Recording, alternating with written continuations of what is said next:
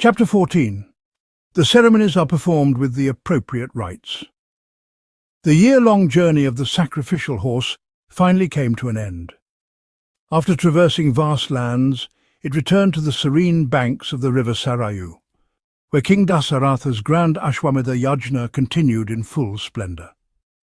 Rishyasringa, the venerable sage with a presence as calming as the flow of the sacred river, led the priests in conducting the intricate rituals. These Brahmins, steeped in ancient Vedic knowledge, performed their roles with unwavering precision, guided by the Kalpasutra's time-honored instructions. The sacrifice proceeded with the observance of the Pravargya and Upasada, two significant and sacred parts of the ritual. As the ceremonies unfolded, the Brahmins, their hearts alight with devotion, worshipped the divine deities with joyful reverence. Under the sage's careful oversight, offerings were made to Indra, the king of the gods, and the invigorating soma-juice, said to wash away all sins, was shared among those present, bringing a sense of divine purity to the gathering. As the ceremony moved into its third phase, the high-minded King Dasaratha, supported by the learned Brahmins, performed each ritual with the precision of a master craftsman. Not a single offering was out of place, and every oblation made to the sacred fire was done with utmost care. The flames danced gracefully, crackling with the essence of divine acceptance, under the watchful eyes of the sages who ensured that not a single error marred the sanctity of the ritual. Throughout the duration of the Yajna, the sacrificial grounds became a place where no one, be it Brahmins, workers or travellers, knew hunger or thirst. Hundreds of priests, attended by countless disciples, were present to perform the rites. Even the labourers and servants who played their part in the preparations were treated like the revered Brahmins, their needs met with generosity and warmth. Ascetics and monks, living lives of renunciation, were welcomed and provided for with a spirit of abundance that flowed through the very air. King Dasaratha's compassion extended to the most vulnerable. The elderly, the young and the women were served with care, their meals tailored to their preferences, and those serving them did so with a smile, spreading joy like sunlight in the early dawn. His benevolence knew no bounds. Robes of fine fabric, ornaments and coins were distributed generously. Mountains of provisions, both cooked and uncooked, piled up in the sacrificial grounds, allowing every visitor to feast until they were satisfied. From every corner of the land the king heard praises and exclamations. "How delightful the food is! We are blessed and content." Splendidly dressed attendants, adorned with gleaming golden earrings, attended to the Brahmins, while others, equally richly dressed, served the guests from other walks of life. The atmosphere was charged with a spirit of intellectual vigour as learned pundits engaged in debates on profound metaphysical questions, their voices ringing out between the intervals of the rituals. These discussions, showcasing the depth of their wisdom, inspired all who listened. The Yajna's grandeur was reflected in its physical setting. 18 towering wooden pillars, each hewn from a different kind of timber, were erected in the sacrificial grounds. These pillars, overlaid with gold by priests skilled in sacred rites, stood 21 feet high, their surfaces polished to a mirror-like sheen. Each was octagonal in shape, firmly rooted in the earth, draped in embroidered cloths that shimmered in the sunlight. Adorned with fragrant sandalwood paste and fresh garlands, they gleamed like the constellation of the Saptarishi in the night sky. Expert masons constructed sacrificial pits, each one meticulously designed and inlaid with gold in the shape of a giant eagle, its wings encrusted with sparkling gems.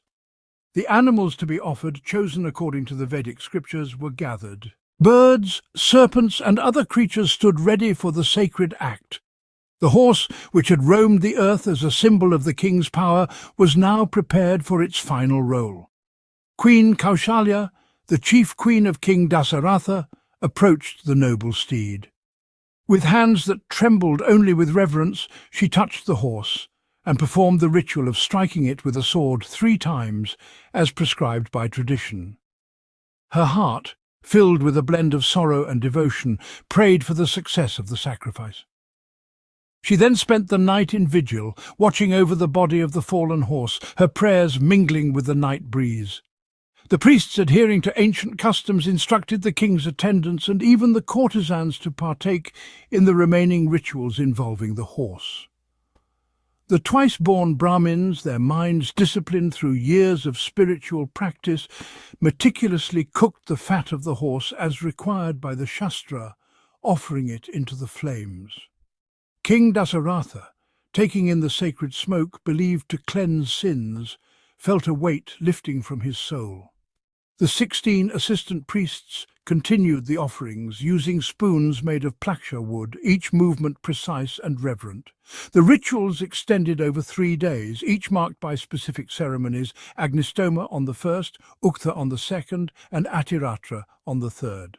Alongside other profound sacrificial acts like Jyotishtoma, Abhijit, Vishvajit, and Aptoriyama were observed, adding layers of spiritual potency to the occasion. With the final rites complete, King Dasaratha's heart swelled with gratitude and a sense of fulfillment.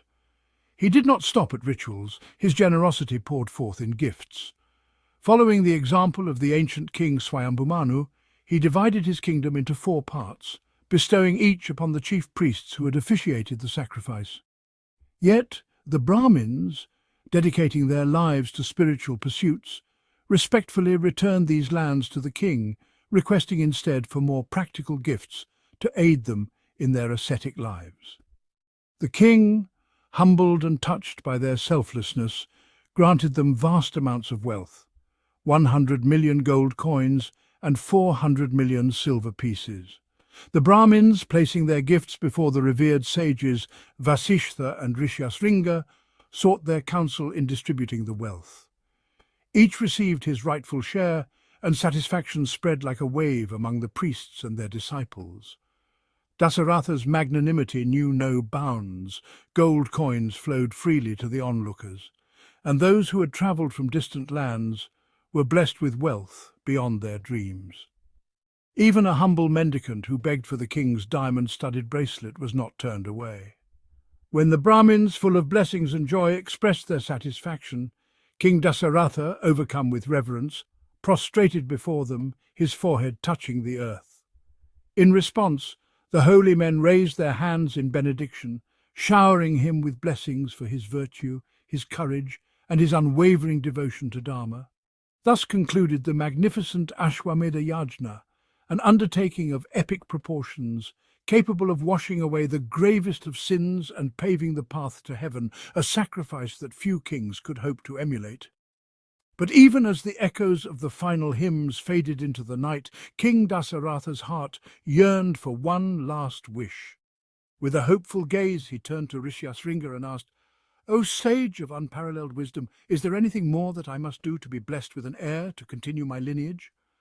Rishyasringa, his eyes reflecting the glow of the sacred fire, replied with a serene smile, "O noble king, your wishes will be fulfilled. You shall be blessed with 4 sons, each a shining star in your royal line, who will carry forward your legacy with honour and righteousness." With these words, the promise of a brighter future was sown amidst the ancient rituals, and hope kindled anew in the heart of King Dasaratha.